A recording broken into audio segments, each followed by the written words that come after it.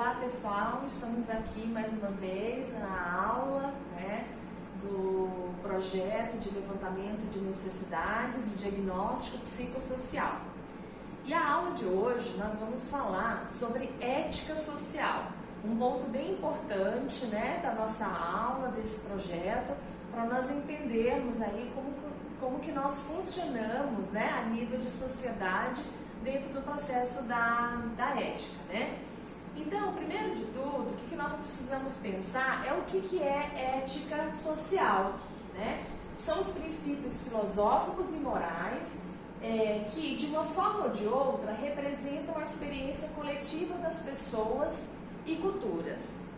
Então, nós temos aí, com esse conceito, um entendimento de que ética geralmente age como uma espécie de código, código de conduta que governa as relações, que governa aí as ações da sociedade. A ética padrão é tipicamente orientada pela moral individual que determina o que é certo e o que é errado. Então, em resumo desse conceito, a gente pode aí ficar com uma palavra-chave, que é a questão do código de conduta, que governa aí o que é aceitável e o que não é aceitável, tá? Um aspecto importante aqui é que dentro de uma sociedade, o foco geralmente é mais sobre o que pode ser considerado um comportamento apropriado para as pessoas como um todo. Então, olha só, as pessoas percebem as coisas de maneira diferente, no entanto, e várias culturas compartilham crenças frequentemente opostas. Como tal, o que é considerado certo para um grupo pode ser, de repente, considerado errado para um outro grupo.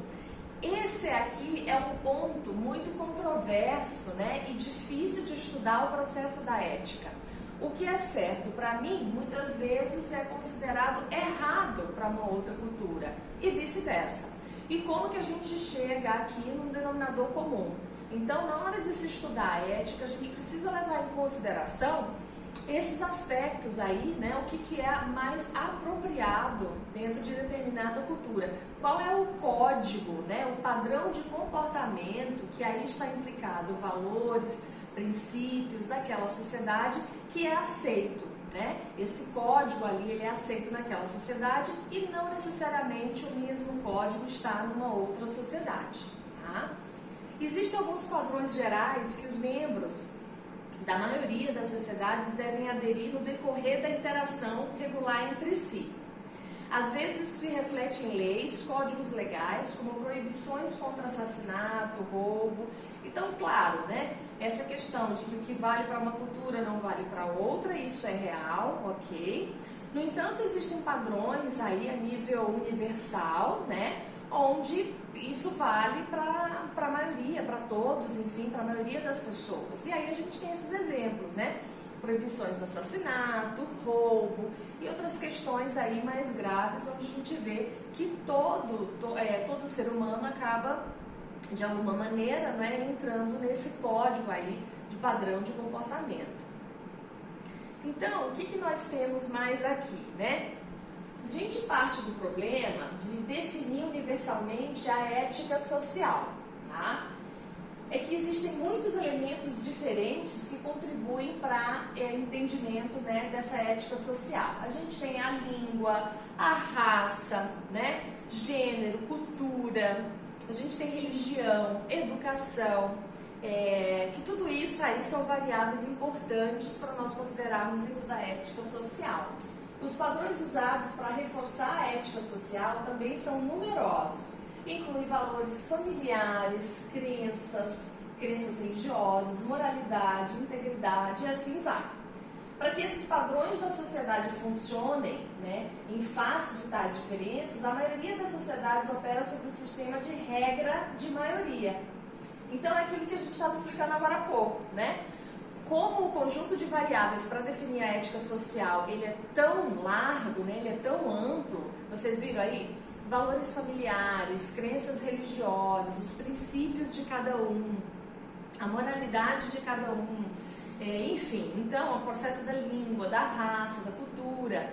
Então, o que se tem como um padrão? A gente tem aí uma regra da maioria, né? Então, quando se estabelece um padrão coletivo, o que aquela sociedade estabelece como certo e errado, a partir disso, então, é que há o funcionamento aí das leis e das normas frente àquela sociedade, tá?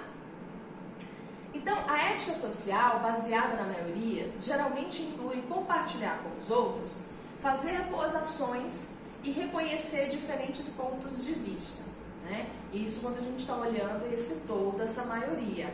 A ética social, ela também envolve tipicamente a aceitação e tolerância das diferenças.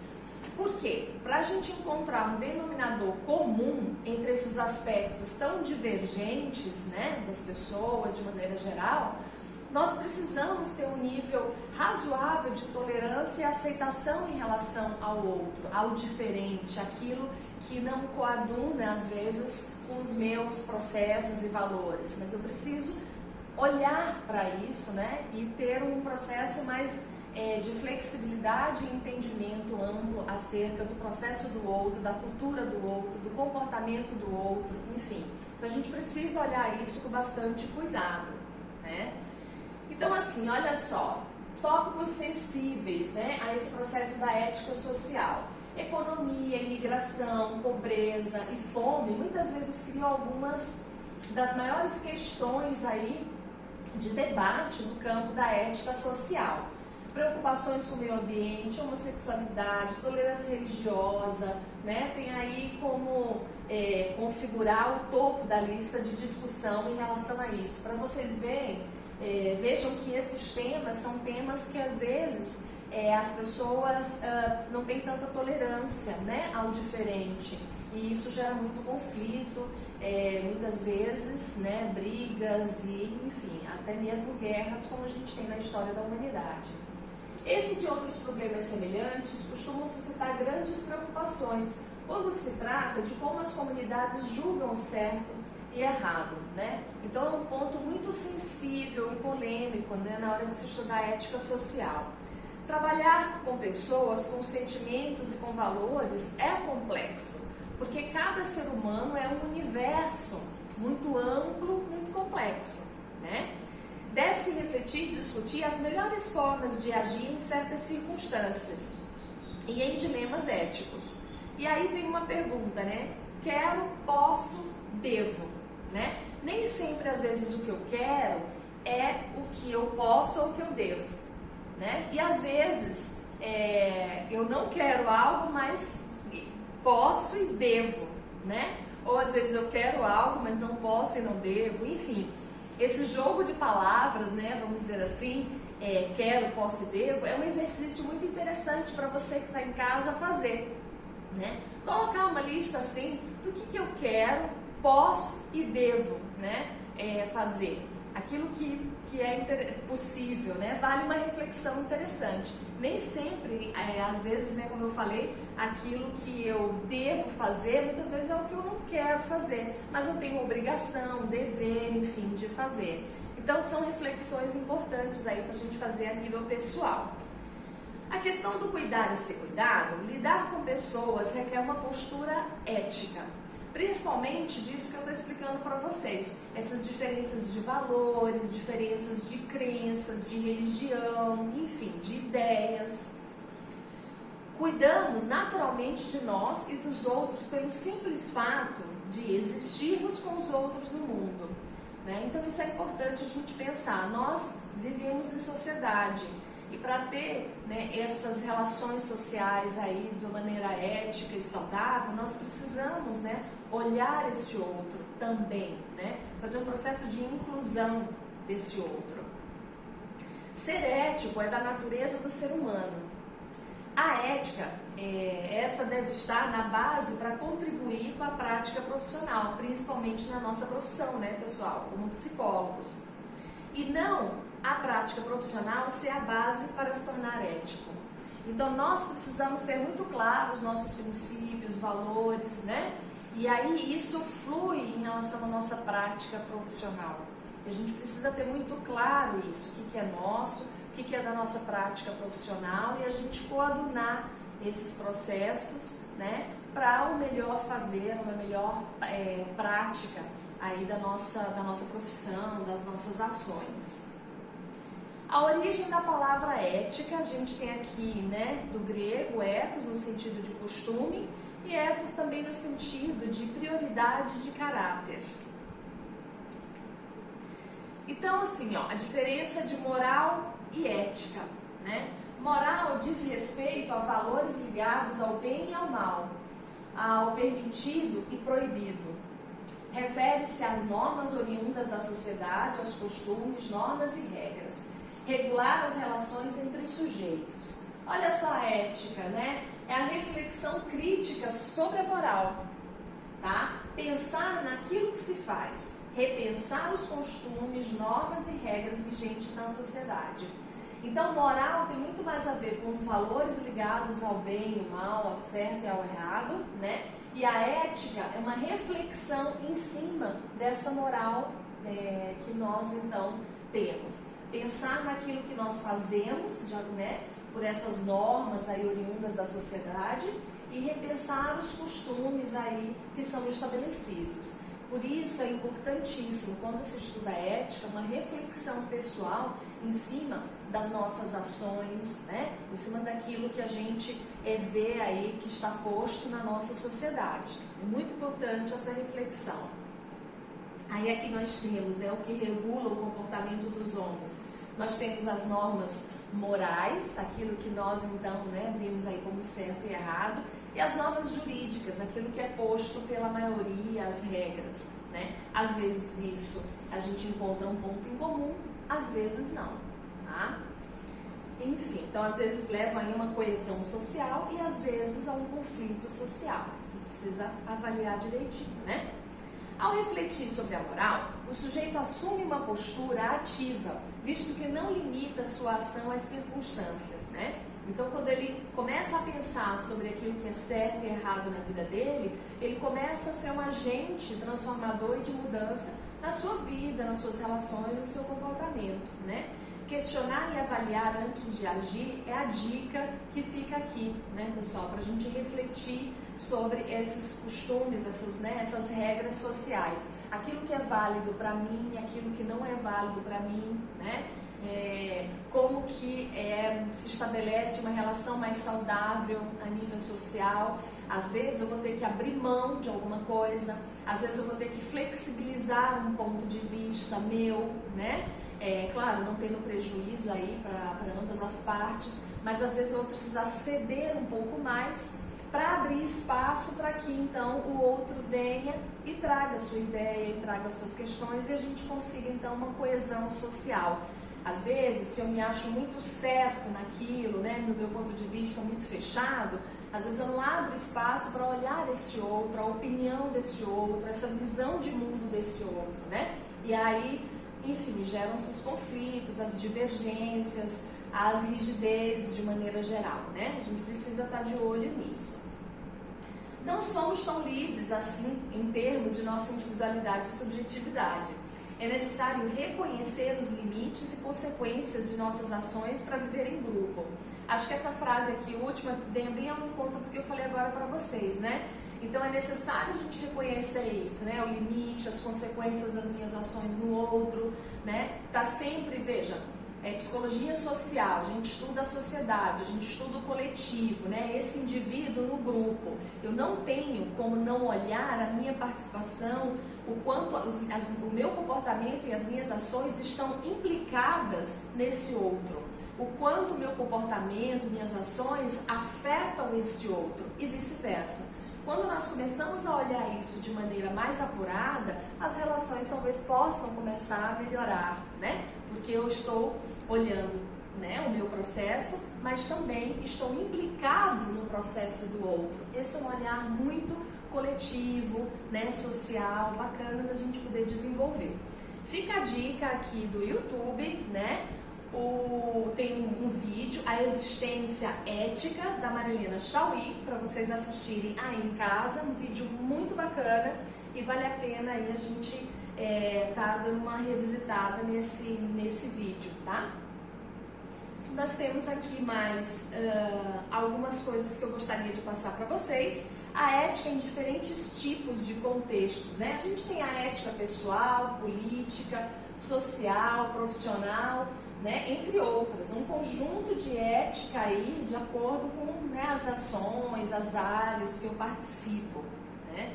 A ética profissional, ela reflete sobre as condutas morais que permeiam a atuação prática de cada profissão, né? Nós temos como psicólogos o nosso código de ética profissional, tá?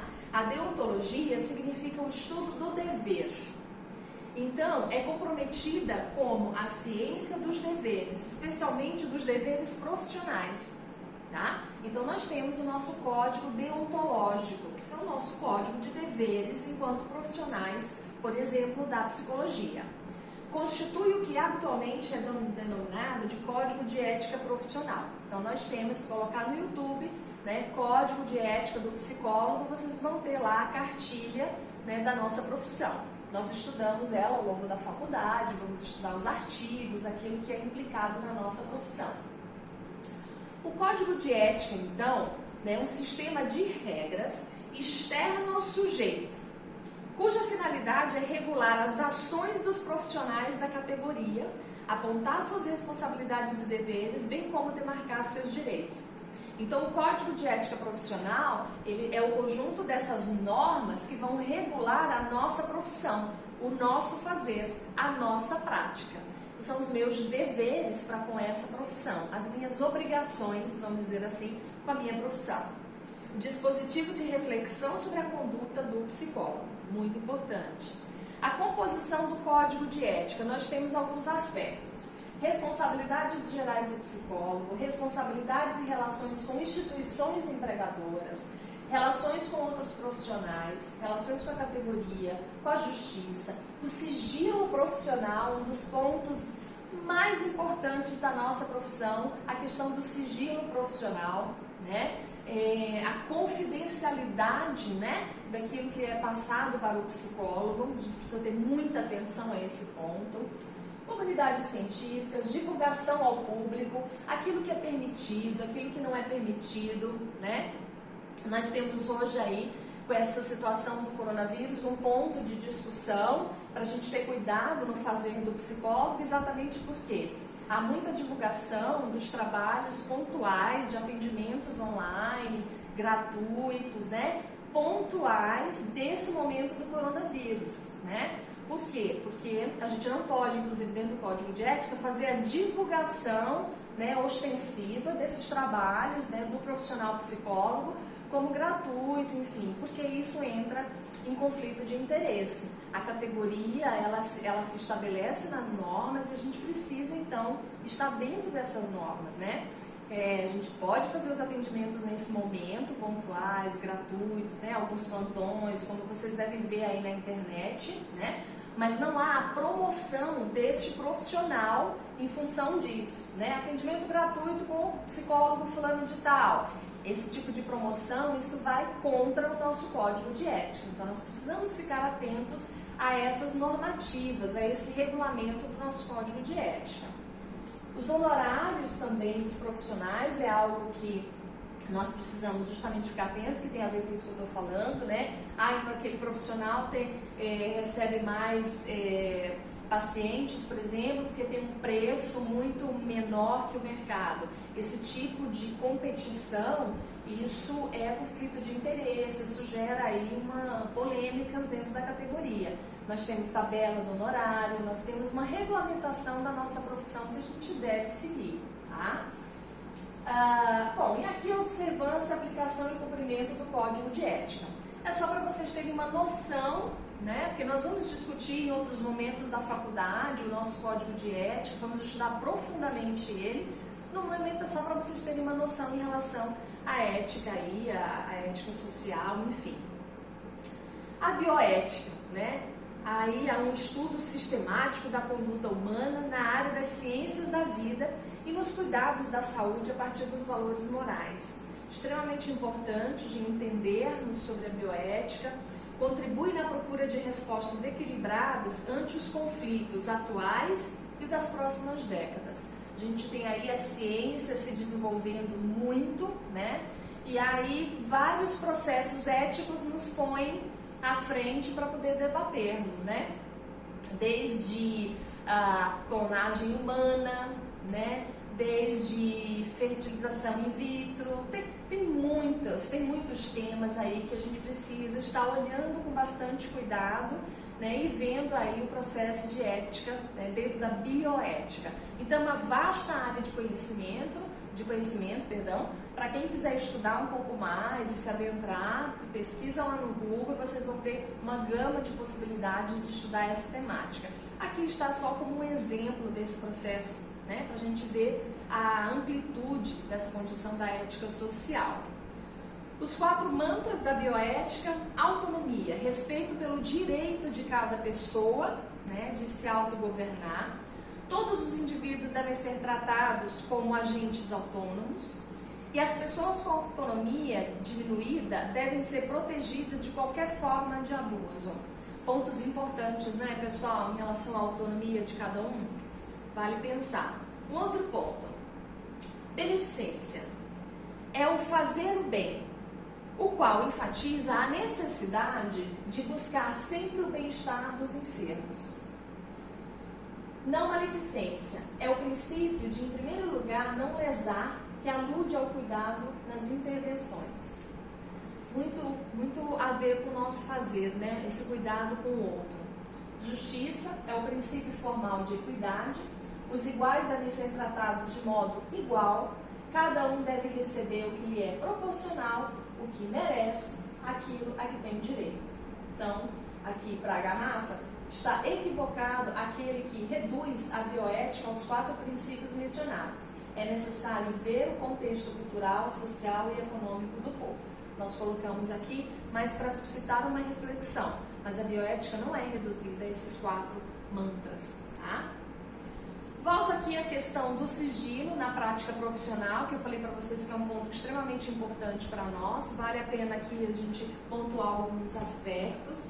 Sabemos o quão enriquecedor é a apresentação e discussão de casos clínicos, né, em supervisão, congressos, mas nós precisamos ter cuidado com o sigilo. Esse intercâmbio de experiência deve acontecer sob um rigoroso parâmetro, tá, ético aí da nossa profissão. A escuta ativa, um outro processo extremamente importante e implicado na nossa profissão. Acolher as demandas sem julgamentos morais, religiosos, ideológicos, não direcionando ou estabelecendo promessas de cura para as pessoas, né?